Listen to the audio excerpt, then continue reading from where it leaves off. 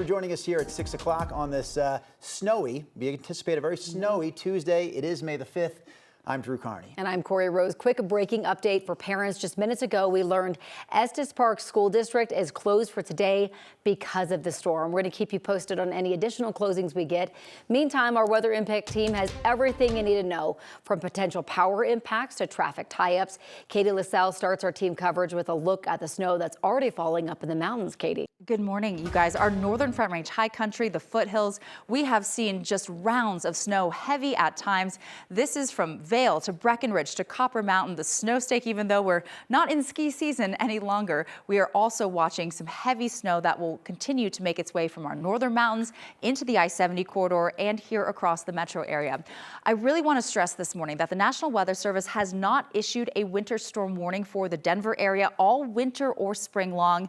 That is what we are in store for this Tuesday. It does not start until later on this evening. It's wet conditions for the most part this morning, but it's snowing from the sky in spots, mainly just creating some wet conditions when you're stepping out the door. It all just depends on the temperature in your neighborhood. Downtown, we're at 39 degrees, but all areas shaded here in red under a winter storm warning. The metro starting at 8 o'clock tonight through 3 p.m. tomorrow, 4 to 8 inches, but the foothills, the mountains already under that winter storm warning, anywhere between 10 and even 24 inches of snowfall. Heavy, wet snow, and the biggest concern with this storm system, you guys, it's really going to be the weight of the snow on the trees that have already seen their leaves move in. And this morning, up near Estes Park, Rocky Mountain National Park, heavier snow actively falling, wet conditions mainly here across the metro area, but it's that rain-snow mix. Snow falling from the sky with temperatures in the low 30s now in Fort Collins. We will continue to watch the temperatures fall through the course of the day.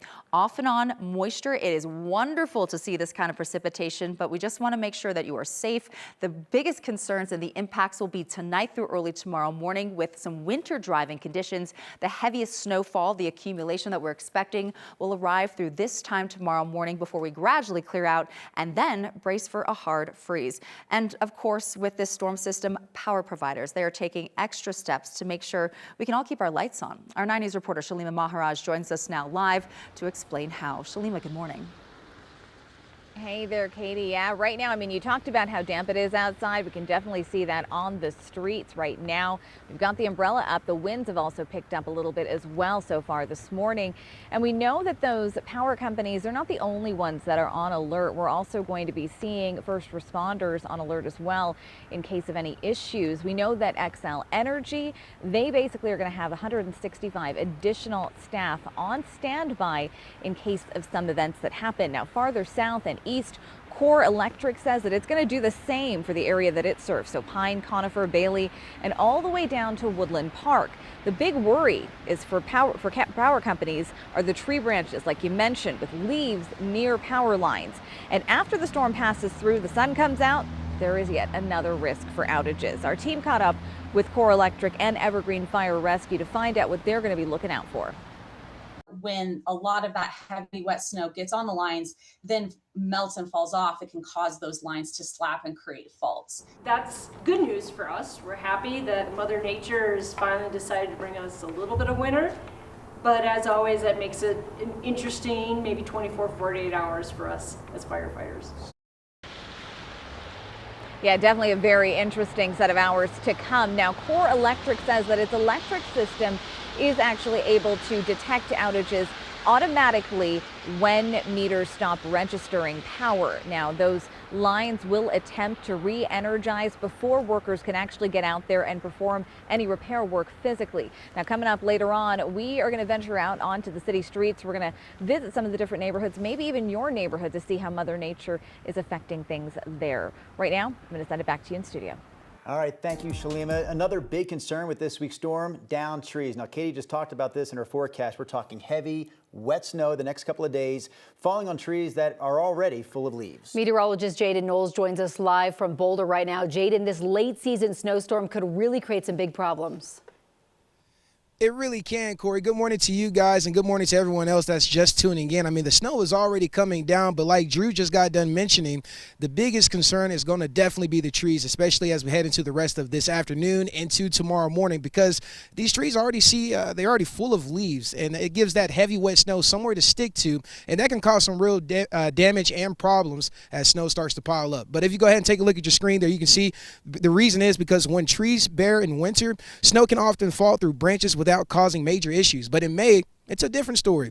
These level acts almost as like a catching net, giving snow more places to stick and pile up. Now that can dramatically increase the weight on branches, sometimes multiplying the stress several times over as the snow becomes wet and heavier. Now, if snowfall totals stay around 2 to 3 inches, we may only see isolated branches come down. But if some neighborhoods pick up about 5 to 8 inches or even more in higher elevations and the foothills, that added weight could lead to snapped limbs, damaged trees, and of course, and possibly even scattered power outages. Now, we are especially watching foothill communities where heavier snow and colder temperatures could create the biggest tree stress. So today is definitely going to be a great day to move your cars out underneath a tree, because the perfect thing to do today is just to stay safe. I know it's beautiful. It's amazing. The snow is finally coming down. We've been forecasting it. Now you know that 9 News Weather Impact team is always accurate, because this snow has started right on time when Katie said it is. But I'm here in Boulder right now. The good news is it's not sticking to the streets just quite yet. It is already sticking towards the grassy surfaces. You can see right behind me, it's already starting to collect there, but we are expecting this snow to continue into the rest of this afternoon and to tomorrow as well. But so far, live in Boulder, Jada knows for 9 News, and Brianna, I know you're going to have a busy morning ahead of you, probably. Yeah, let's talk about our second crash of the morning, I should say. 6:05 is your time. C470 at Wadsworth Boulevard. We have an active scene happening right now because of a crash that happened less than 10 minutes ago. So you could see it on your screen. It looks like that right shoulder and left shoulder are partially blocked, with a handful of police officers investigating this crash. Again, this is happening along C470 at Wadsworth, so please keep in mind that only that center lane is open. Let's talk about other crashes that we're seeing across the metro area. This one that I mentioned earlier, westbound I-76 at just after Sable Boulevard, already cleared up. It just cleared from our maps as well. So let's zoom into the area of Aurora. Colfax at I-225, we are seeing a crash at the moment. It's happening along Colfax right now, not necessarily along 225. But because we are seeing wet road conditions, I won't be surprised if we're going to see crashes up and down this intersection as well. So please, please, please take it nice and slow if 225 is part of your morning drive. From I-70 heading into I-25, you are looking at an 11-minute drive. We are still in the green. Again, we only have that one crash along Colfax and 225 and C470 at Wadsworth. All right, thanks, Brianna. We'll continue our conversation about roads here. CDOT crews, we know, have not had to worry much about plowing around the Denver metro area this year, but that, of course, could change over the next couple of days. So CDOT says it's going to have about 100 plows out for the storm. They will not, though, pre-treat roads here in the city, saying that would simply be a waste of resources. The pavement is very warm, and 2, it will rain and be wet before it will snow. And when we get rain, what that will do is just wash off any pre-treatment that we have on the roads. And it also does, the pre-treatment doesn't work all that well on warm temperature, on warm pavement. On top of the 100 plows around the metro area, CDOT says they'll also have about another 30 plows out on I-70 from Golden to the Eisenhower Tunnel. Officials in Clear Creek County, meanwhile, warn that Guanella Pass, which we know just opened early for the season a couple of weeks ago, will not be plowed, but it will stay open. Of course, we'll track this incoming storm all day long and the impacts it could bring. You can stay up to date anytime thanks to the 9 News app. You can stream all of our coverage by scanning that QR code you see right there on your screen. In less than 4 hours, a snowplow driver involved in a deadly I-70 crash is due in court for his arraignment. The crash happened January 29th on I-70 near Herman Gulch. That's in Clear Creek County.